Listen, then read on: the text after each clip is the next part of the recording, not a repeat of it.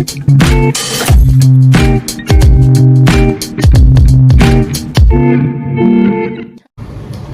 selamat siang semuanya. Bersama aku Wiji Permata. Kali ini aku bakal bahas soal pendapatan remaja yang sedang booming-boomingnya nih. Apa ya kira-kira? Nah, tapi di video kali ini aku juga nggak sendiri. Aku ditemani oleh dua narasumber yang keren-keren. Untuk narasumber silahkan masuk. Halo Dia. Halo.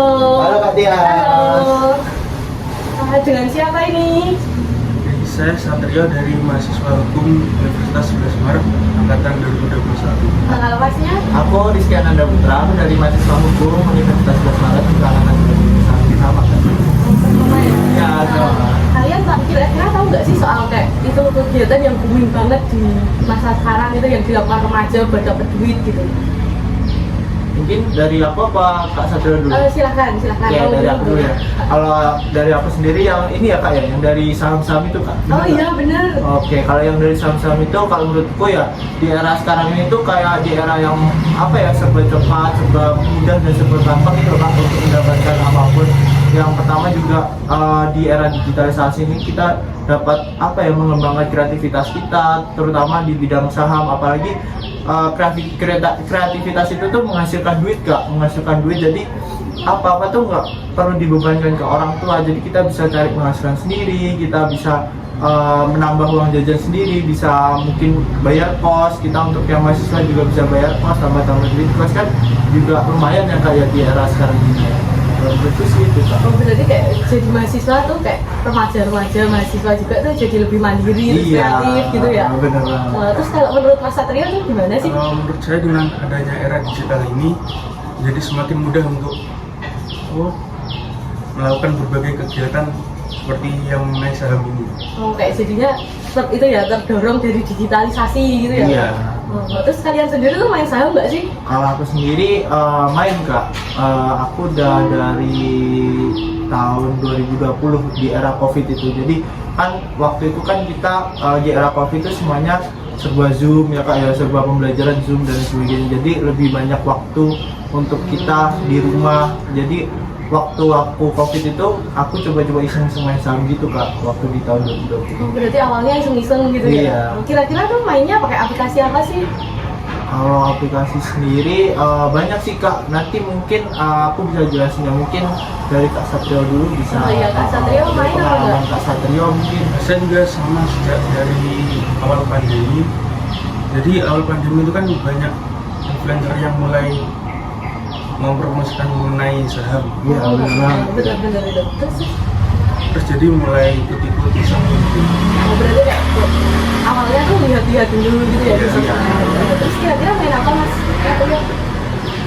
Lebih ke main saham Kak, lebih ke main saham. Jadi lebih memakai aplikasi yang mungkin kayak seperti Indo Premier kayak gitu Kak. Terus sejak kapan sih kalian tuh main saham gitu kan? Terus tahunya dari mana gitu? Oke, kalau aku sendiri tuh main saham di era Covid itu Kak, di era Covid di tahun 2020. Jadi pada awalnya tuh iseng-iseng, soalnya kan banyak kegiatan di rumah, apalagi pembelajaran semuanya serba Zoom dan sebagainya.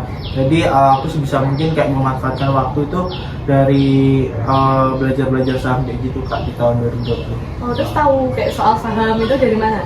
Kalau aku sendiri pengalaman pribadiku itu juga sama, banyak influencer yang mungkin mempromosikan dan sebagainya. Cuman kita juga harus memfilter Kak. Memfilter itu dalam artian kita ketika influencer mempromosikan dan sebagainya, kita juga harus tahu plus minusnya dari kekurangan saham itu kayak mana, terus kelebihan saham itu kayak mana. Jadi kita harus benar-benar mempelajarinya. Banyak kan dari influencer, banyak kan otodidak juga dari YouTube kayak gitu belajar. Terus habis belajar dari influencer, saya searching kayak mana ini aplikasinya dan sebagainya gitu. Oh, jadi nggak menyaring mentah-mentah ya? Iya, Mas Satrio? benar banget. Terus kalau Mas Satrio tuh sejak kapan sih main saham gitu? Sejak awal era pandemi itu kan dari lihat-lihat sosial media banyak influencer yang mempromosikan mengenai hal tersebut, mengenai saham.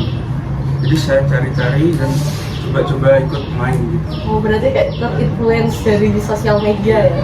Terus menurut pendapat kalian sendiri apa sih kayak saham itu apa gitu loh menurut kalian? Kalau aku saham sendiri tuh jadi tanda bukti sebuah kepemilikan sebuah perusahaan Kak.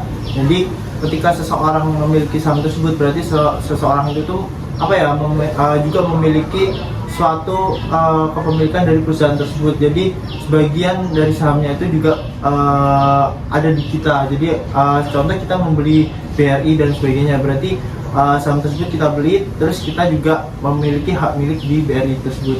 Itu namanya saham. Oh, terus kalau menurut Mas Satrio sendiri gimana? Ya sama, jadi seperti tanda kepemilikan dari suatu perusahaan. Jadi jika punya misal 10% dari perusahaan tersebut, jadi 10% itu milik kita, dan jika ada keuntungan itu juga bisa menjadi milik kita. Oh, yang itu kan saham tuh itu legal nggak sih di Indonesia, apalagi dicocokkan sama undang-undang yang berlaku kan ya? Kalau menurut aku sendiri tuh di Indonesia tuh legal Kak. Jadi udah ada undang-undang yang mengatur itu di Undang-Undang Nomor 8 Tahun 1995 tentang pasar modal. Jadi di undang-undang tersebut kita bisa mengetahui gimana sih tentang pasar modal itu dan gimana sih diaturnya di dalam undang-undang. Kalau untuk Mas Satrio sendiri tuh legal apa enggak gitu? Saya juga legal. Jadi mengenai jual beli saham itu ada pada Undang-Undang Nomor 40 Tahun 2007 itu PT ada membahas mengenai jual beli saham. Oh, berarti udah legal ya di Indonesia itu, jadi aman lah ya untuk kita main saham gitu. Terus kayak bagaimana sih supaya kita bisa dapat saham gitu? Maksudnya gimana ya Kak? Membeli saham di era sekarang gitu loh, nggak mendapatkannya gitu. Untuk caranya sendiri tuh aku kalau mengibaratkan main saham tuh seperti ini Kak. Jadi di Indonesia tuh ada ketentuan-ketentuannya tersendiri, ada persyaratannya. Jadi ada aplikasinya juga yang apa sih yang digunakan untuk membeli saham itu mungkin di Bursa Efek Indonesia, itu namanya Bursa Efek Indonesia tersebut tuh kayak di dalamnya kita tuh ada banyak sekali perusahaan, ratusan bahkan ribuan perusahaan yang dapat kita beli dan kita jual belikan lah di situ, dan tentunya juga dapat cuan juga. Nah, gimana sih caranya buat kita membeli sebuah perusahaan di Bursa Efek tersebut? Jadi sebelum kita langsung ke Bursa Efeknya itu ada yang namanya broker.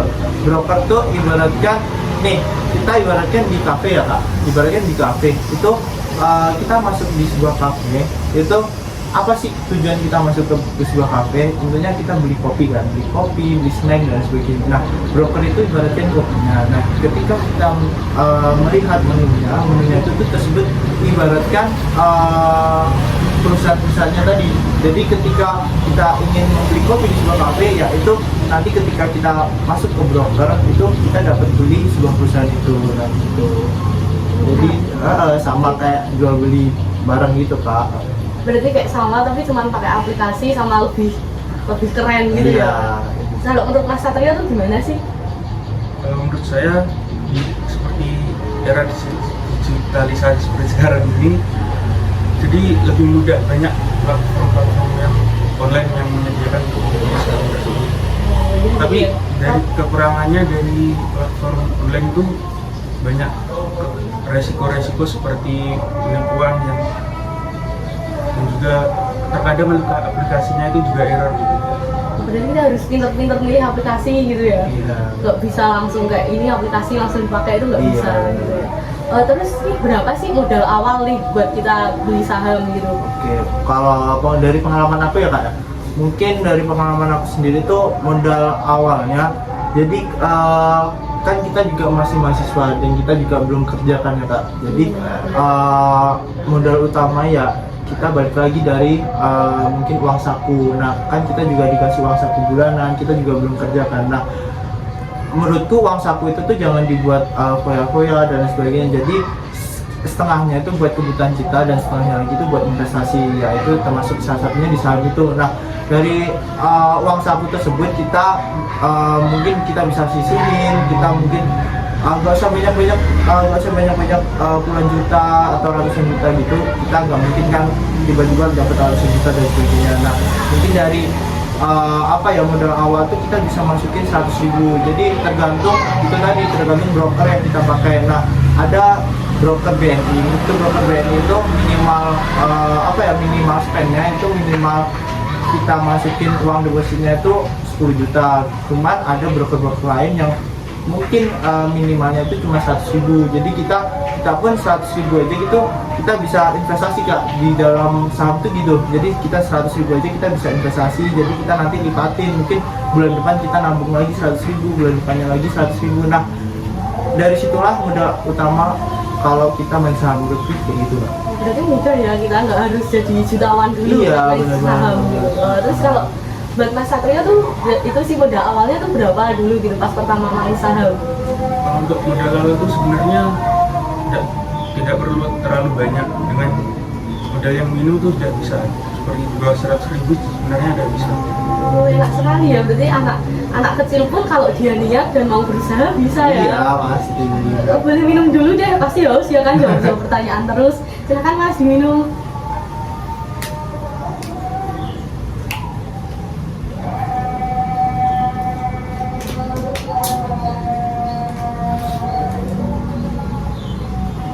Nah di Indonesia sendiri tuh ada ketentuan khusus nggak sih buat main saham gitu? Oh ada, pastinya ada. Jadi di Indonesia tuh ketika kita bermain saham itu pasti ada yang pertama ada persyaratan tertentu, terus ada ketentuan-ketentuan tertentu itu pasti ada. Jadi di Indonesia tuh ada ketentuan minimal pembelian. Jadi di Indonesia itu ada namanya satu lot. Nah satu lot itu Pak itu sama dengan 100 lembar. Jadi kita harus membeli saham itu dalam bentuk satu lot itu minimal. Nah di dalam satu lot itu ada 100 lembar saham. Jadi ketika kita membeli saham ini BRI itu harus ketemuannya 100 lembar. Nah cuma 100 lembar itu udah auto, namanya auto tuh udah kayak satu lot itu tadi. Jadi ketentuannya kita harus membeli minimal itu satu lot gitu. Oh berarti kayak kita tuh membeli sekali itu langsung 100 lembar ya? Iya. Nggak bisa terus beli selembar itu nggak bisa. Itu udah ada ketentuan. Kalau ketentuan lain mungkin yang Mas Satrio tahu? Ya ketentuan yang sebenarnya bisa dilihat melalui di websitenya OJK. Kira-kira tuh apa aja sih ketentuannya? Mungkin dari persyaratannya sendiri kayak kita dari mulai pendaftaran sendiri ya, kayak pendaftaran itu kita juga harus membeli KTP, kita harus sesuai dengan KTP kita. Itu namanya bukan pinjol ya Kak ya? Iya, betul. Bukan pinjol ya. Ini aman lah ya? Aman. Ini udah diawasi oleh OJK juga. Jadi ada ketentuan masukin alamat dan sebagainya, terus penghasilan kita dari mana, terus mungkin juga ada memasukkan di broker tertentu ada memasukkan NPWP juga. NPWP itu dulu kalau saya tuh pengalaman saya kan belum punya NPWP ya Kak ya, itu saya meminjam NPWP-nya orang tua, meminjam terus buat pendaftaran itu tadi. Jadi saya beranikan coba main saham itu tapi meminjam data dirinya NPWP-nya orang tua. Cuman KTP-nya KTP saya tapi NPWP-nya orang tua. Berarti diperbolehkan ya menggunakan Iya. NPWP orang tua. Oke. Tapi kan ya main saham itu kayak nggak selalu baik mulus gitu. Mesti ada kayak lika-likunya. Kira-kira resikonya apa sih?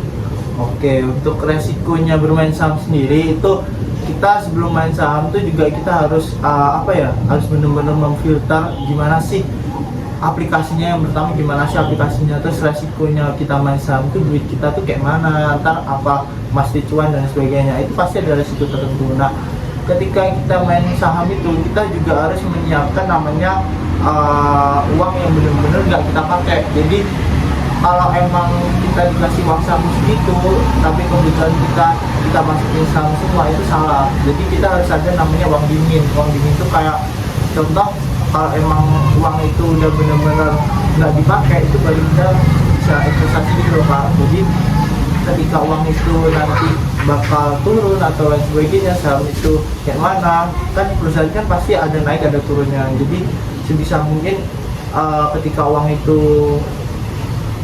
perusahaannya turun itu kita juga aman gitu loh Pak. Jadi kita masih ada uang buat kebutuhan kita. Nah jadi di perusahaan sendiri itu ada namanya ada fasenya di mana itu ada perusahaannya naik dan ada perusahaannya turun. Ketika perusahaannya turun, dari pengalaman saya dulu pertama kali main saham itu saya benar-benar ingat itu aku benar-benar beli di satu lot harga 2.960 itu sama dengan 200.090 kan. Untuk satu lotnya itu 290 ribuan itu dibeli di Telkom. Nah dari pengalaman saya tuh saya asal beli Kak dulu, Kak coba pertama kali beli itu coba saham itu kan. Waktu saya beli itu saya tergiur dengan dia lagi naik-naiknya. Padahal salah di fase itu, kita sebenarnya di fase saham itu kita beli di harga yang paling rendah, ntar kita jual di harga yang paling atas, bukan kita beli di harga yang paling atas. Ketika besok perusahaannya turun, kita malah rugi. Nah, waktu itu saya benar-benar belum mempelajari benar-benar, jadi saya coba beli di harga yang paling tinggi. Terus sehari, 2 hari, 3 hari perusahaannya tuh turun. Nah, dan itu tuh itu minus benar-benar minus sampai berapa minggu ke depan tuh benar-benar minus. Nah, dari situ saya evaluasi lagi gimana sih biar perusahaannya tuh naik dan sebagainya. Oh, ternyata kita beli saham itu di waktu turun-turunnya, bukan pas naik-naiknya. Nah, waktu dari situ ketika benar-benar perusahaannya turun itu kita nggak langsung jangan dijual. Ketika kita jual otomatis kita rugi. Nah, ketika perusahaannya turun kita bisa hold, kita bisa pegang kita bisa pegang saham itu sampai mungkin berpuluh-puluh tahun tuh bisa. Nah, dari situlah kita bisa mendapatkan cuan tuh dari dividen dan sebagainya. Nah, ketika perusahaan turun itu jangan langsung dijual biar kita nggak rugi. Jadi pada intinya gitu, ketika perusahaan turun kita tunggu, ntar ada hasilnya itu perusahaan itu pasti naik lagi. Nah, waktu itu terus berjalan 2 minggu, ternyata pas naik-naiknya lagi, harganya udah saya tunggu 2 minggu, ternyata lagi naik-naiknya lagi. Jadi itu masalah gila kan.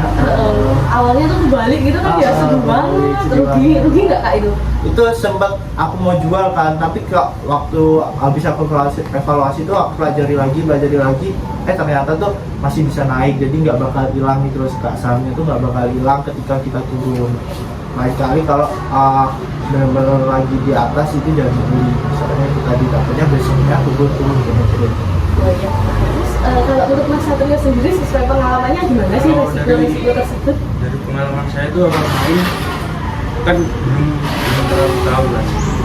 Jadi saya asal beli, jadi dapat aplikasi yang penipuan. Oh ya ampun, kurang mau filter ya kak? Iya. Ya, terus? Jadi karena saya tahu mencari aplikasi yang sudah diawasi oleh OJK itu jadi lebih aman gitu.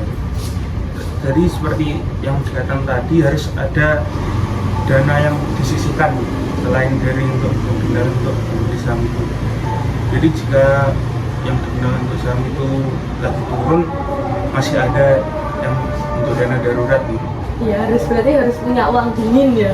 Kalau uangnya panas semua nanti kita bakal kesusahan gitu ke depannya. Ini keuntungan kalian yang dibentuk cuan-cuan tersebut dari bermain saham itu kira-kira dari mana sih? Oke, kalau cuan-cuan sendiri itu ada dua kemungkinan kita mendapatkan cuan atau keuntungan. Jadi yang pertama itu dari kita bermain saham itu kita bisa mendapat keuntungan ketika perusahaannya itu naik, benar-benar perusahaannya naik. Nah, contoh gini, aku kasih perumpamaan, mungkin waktu itu harga BRI itu di harga 2.900. Nah, 2.900 itu sama dengan 100 lembarnya atau 1 lotnya itu sama dengan 290. Nah, mungkin 3 hari ke depan perusahaan itu akan naik menjadi 3.500. Nah, kan kita punya 1 lot tadi di harga 2.900. Terus 3 hari ke depan kita menjadi 350.000. Nah, berarti kan keuntungan yang kita dapat dari itu berarti 60.000 kan, benar-benar 60.000 itu keuntungan bersih, dan 290.000 itu tadi modal kita. Jadi keuntungannya dari ketika perusahaannya itu naik. Dan yang kedua, ketika mendapatkan keuntungan dari saham itu ada yang namanya dividen. Jadi ketika kita nge-hold selama setahun, selama kita mempunyai perusahaan itu, contoh kita membeli saham BRI. Nah, di tanggal 1 Agustus BRI itu membagikan namanya dividen. Nah, dividen itu biasanya berapapun yang kita punya di saham tersebut, contoh kita punya 1 lot BRI dan BRI itu membagikan 500 rupiah dividen, jadi kita mendapatkan sekitar 5.000 dividen, contohnya kayak gitu. Jadi kita bisa mendapatkan keuntungan itu dari 2 cara, ketika perusahaannya naik dan pembagian dividen. Nah, tapi dengan ketentuan ketika kita memiliki dividen, ketika memiliki perusahaan tersebut dan kita menjualnya sebelum pembagian dividen, berarti kita nggak mendapatkan dividen. Jadi persyaratan kita mendapatkan dividen itu kita harus mempunyai sebagian saham dari perusahaan tersebut gitu Kak. Nah, jadi kita harus punya modal dulu lah ya di Iya, dalam perusahaan. baru kita mendapatkan dividennya itu. Oh, iya. Terus kalau menurut Mas Satrio sendiri tuh gimana sih cara dapat gula ini? Mendapatkan keuntungan tersebut sebenarnya ada dua cara ya. Ada yang investor, ada juga yang menjadi trader. Itu Jadi, apa itu? Yang invest itu seperti sahamnya itu di hold untuk beberapa tahun.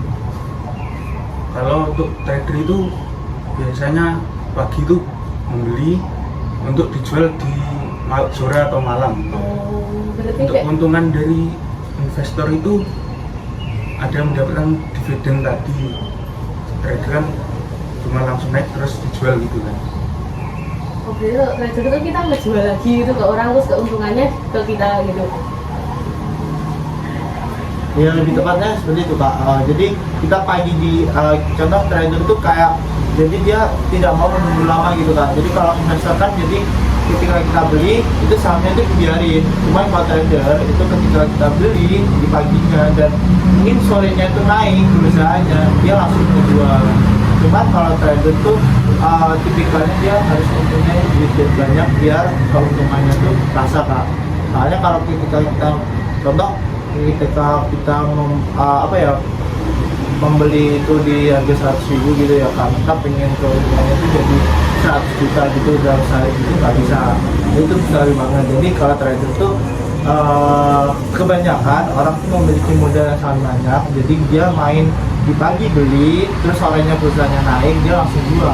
Jadi dia nggak ngehold dulu, dia nggak nyimpen sahamnya dulu. Tapi beda kalau investor tuh jadi dia beli, dia selama setahun 2 tahun ke depan dia menunggu perusahaannya sampai benar-benar naik, cuman dia mengandalkan dari keuntungannya dari dividen. Jadi kayak si trader ini nggak sabaran ya. Ya, cuman ya sama aja dapat keuntungan juga. Terus kayak kalian tuh tahu dari mana sih naik turunnya saham gitu? Oke, kalau naik turunnya saham itu kalau menurut aku tuh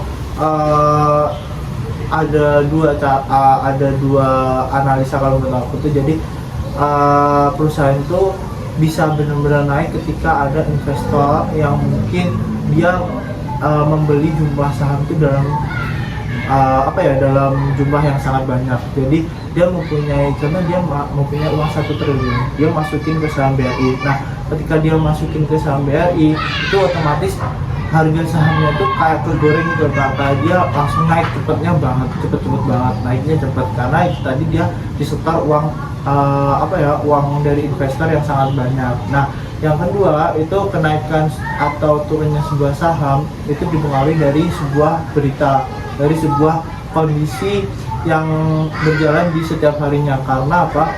Contoh ini, harga emas turun di hari ini.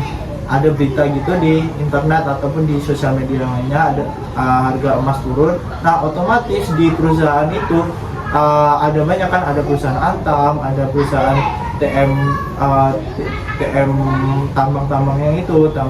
Nah, itu tuh banyak banget perusahaannya. Jadi otomatis yang perusahaan yang ada di lingkupnya emas tadi itu otomatis ikut turun, soalnya dia ikut berita yang mungkin lagi sensitif yang di hari itu. Jadi ketika di hari itu ada berita emas turun, jadi otomatis perusahaan emas tambang dan sebagainya itu ikut turun. Jadi kayak gitu Kak. Jadi lebih sensitif ke berita. Jadi berita itu sangat berpengaruh ya. Iya. Terus kalau menurut Mas Satria itu gimana? Saya seperti pandangan masyarakat bagaimana terhadap perusahaan tersebut. Dan juga faktor dari CEO-nya dari perusahaan tersebut itu jika terkenal mungkin berpengaruh juga. Oh iya sih, orang besar gitu ya. Iya, benar banget. Terus untuk kondisi saham saat ini tuh kira-kira gimana sih untuk saham kondisi yang sekarang ini? Kalau di era sekarang ini udah cukup stabil, benar-benar cukup stabil. Ada namanya IHSG. IHSG itu indeks harga saham gabungan. Jadi IHSG itu grafik atau kondisi saham keseluruhan perusahaan itu dijadikan satu di IHSG itu. Jadi kita bisa melihat kondisi sahamnya Indonesia tuh seperti apa itu namanya IHSG itu tadi. Jadi di era sekarang ini itu cukup stabil dibandingkan di tahun 2020, dikarenakan di tahun 2020 itu benar-benar anjloknya ekonomi dunia ya kak ya, ada COVID-19 itu kita anjloknya benar-benar turunnya saham itu sampai IHSG itu dulu pernah di harga kalau nggak salah ya di harga 3,7an dan sekarang tuh IHSG itu udah mungkin 7,1 jadi sekarang udah cukup stabil di tahun 2022 ini dibandingkan di era COVID-19 yang benar-benar lagi turun-turunnya bursa. Jadi waktu dulu kak pengalaman aku itu sebenarnya benar-benar hoki, soalnya aku benar-benar baru belajar di tahun 2020 itu, dan di tahun 2020 itu ternyata IHSG atau kondisi saham itu benar-benar lagi turun-turunnya, dan otomatis waktu aku beli itu benar-benar di harga yang paling murah. Cuman itu tadi kak, jadi balik lagi ke apa ya, kondisi keseharian atau kondisi ekonomi dunia. Jadi di era sekarang tuh udah mulai stabil, dan aku ambilnya dari era tahun 2020 itu ya mulai dapat cuan juga dari situ. Jadi waktu awal dulu aku main bener-bener nggak tahu, tiba-tiba udah naik aja dan ambilnya dapat cuan dari situ. Juga ya signifikan juga ya naiknya dari 2020 sampai 2022. Iya. Nah, terus menurut Mas Satria sendiri keadaan saham saat ini itu gimana sih? Sama sih, tadi era pandemi kan nggak begitu, sudah mulai naik lagi. Terus kemarin itu juga turun lagi pas ada perang Rusia dan Ukraina itu juga cukup turun. Sekarang sudah stabil lagi. Berarti perang itu juga berpengaruh ya terhadap saham Iya, pada saat ini? berpengaruh banget. Kita sudah mencapai ke penghujung pertanyaan nih. Kira-kira kita bisa nggak sih jadi miliarder dari bermain saham itu? Kalau jadi miliarder itu pasti bisa, cuman kita ada namanya tuh harus berproses. Jadi kita nggak bisa yang tiba-tiba besok jadi miliarder dengan modal 100.000 tuh kita nggak bisa. Asalnya di dalam saham tuh seberapa besar kalian punya saham itu pasti ada cuannya tuh ya sesuai dengan modal yang kalian punya. Jadi misal kalian masukin 100.000, kalian pengen jadi miliarder dalam satu hari itu mustahil banget. Itu namanya kita harus berproses. Nah, ketika berproses itu kita nggak bisa mengharapkan apa yang namanya serba instan dan sebagainya. Tapi dibalik ketika kita mempunyai modal yang minimal 100 juta atau minimal 1 miliar dan lain sebagainya, ketika kita mempunyai satu miliar itu kita benar-benar pintar memanfaatkannya dan kita mengetahui ilmu-ilmu dalam saham, itu dari 1 miliar itu sehari mungkin bisa mendapatkan 10 juta sampai 25 juta itu sehari ketika kita memiliki modal segitu. Cuma dibalik ketika kita memiliki 100.000 kita nggak bisa mengharapkan yang benar-benar sehari itu 10 juta atau sehari 1 miliar, itu nggak bisa. Jadi kayak gitu. Jadi harus step by step, Iya, bisa harus langsung bisa, gitu. nggak bisa. Terus kalau menurut Mas Satria tuh bisa nggak main miliarder dari digitalisasi sendiri itu? Sebenarnya bisa, tapi harus dalam jangka waktu yang tidak pendek gitu. Jadi kalau mau yang mendapatkan keuntungan yang banyak itu harus sabar dulu, berdiri dulu, mendapatkan dari dividen itu gitu. Oh, berarti harus orang sabar itu pasti rezekinya banyak ya, intinya kayak gitu. Ada pepatah tuh mengatakan bangunan rumah itu tidak bisa didirikan dalam satu malam. Wih, keren. Bener kan? Yes, Jadi betul sih. bener banget kan. Jadi kita harus benar-benar apa ya, harus step by step. Jadi kita nggak bisa instan dan sebagainya. Semua perlu proses Iya, ya. sebenarnya.